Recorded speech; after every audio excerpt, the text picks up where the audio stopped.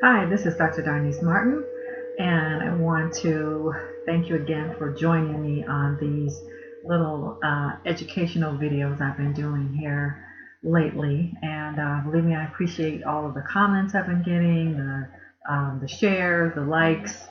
Yeah, it's been very interesting. I must say, I've been doing videos for a while, and I never really thought to do videos based upon the things I actually teach at the university, religion and history. But there really are so many questions that people have regarding religion, and in particular African traditional religions that I did a previous video on, that, it kind of stands to reason that I would do video on that. And so I'll be doing more. But today I wanted to talk to everyone about James Baldwin. And hopefully you've heard of the new documentary about his life. It's called I Am Not Your Negro. And it's really very powerful. So this is not so much just a review of the film.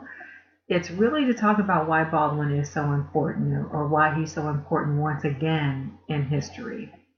And, he was a great novelist and essayist, one of the best writers America has ever had. Often African American authors or artists get called the greatest African American author, but really James Baldwin was one of America's best writers, period. And one of the things that made him so incredibly great, poignant, rich, talented for us in his time and in our time is that he was really able to put his finger on the pulse of what's happening in so many areas of American life: politics and religion,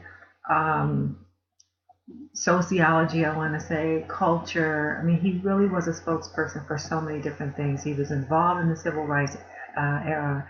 He was an activist, and he was a friend to Malcolm X and Martin Luther King Jr. and Medgar Evers. And the documentary itself is allowing us to kind of see him in his realm, or in his world, in that regard.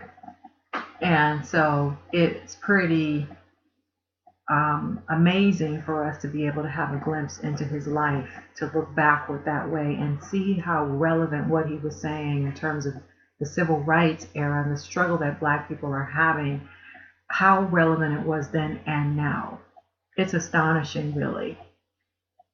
One of his one of my beloved books of his is The Fire Next Time, and it's a short little set of essays, really, and it's so powerful. I use it in the classroom. I teach Intro to African American Studies, and I use it in the classroom to talk about just the things I'm saying now: history and politics and religion, Black nationalism, and why he rejected Black nationalism overall.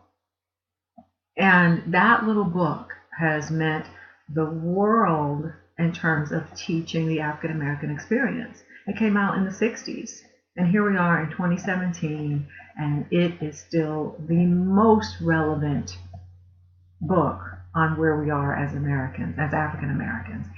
It is still the most relevant book. So if you've not read The Fire Next Time, I highly recommend it. In addition, I highly recommend seeing I Am Not Your Negro. Now, that movie comes with this companion book, I Am Not Your Negro. And this, the film was directed by Raoul Peck. It's a compilation of the things that Baldwin was working on towards the end of his life, the last work that he was really doing, and his, trying to get that completed, in addition to living with the post-civil rights or assassinations of our great leaders at the same time, who were not only our great leaders, but his personal friends. So imagine if you're living in that time and these are your personal friends: Medgar Evers, Malcolm X, Martin Luther King Jr., and they are being killed in the street. Robert Kennedy also, but Baldwin had sort of a tense relationship with Kennedy. But again, you're living it. And so the movie does an excellent job at putting these things together in such a way that we are taking on a history lesson but also through the eyes of the great James Baldwin. And so, I think that's all I really want to say, to encourage people to read James Baldwin, to read The Fire Next Time, to pick up Am Not Your Negro as a companion to actually seeing the film. Yeah, it's just really a collection of his of I don't know, snapshots, I want to say, from the movie itself. So not an exhaustive read really. If you're like, oh, I don't have time to read books, I don't have time to read any additional books. One, I want to say, do yourself a favor and read books. But then again, I'm a college professor, I'm going to say that. But this one in particular is not, too heavy. And Fire Next Time is also a very slim volume, but it will open your eyes, I think, to the struggle of African American people. Really, Baldwin was saying, you know what, it's not, these writings are not so much for African Americans because we know the different levels of our struggle.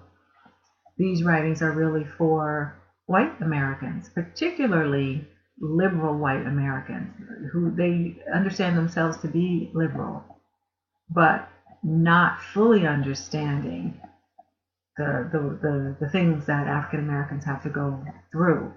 And so Baldwin invites us in a powerful way to see how he conveyed that message.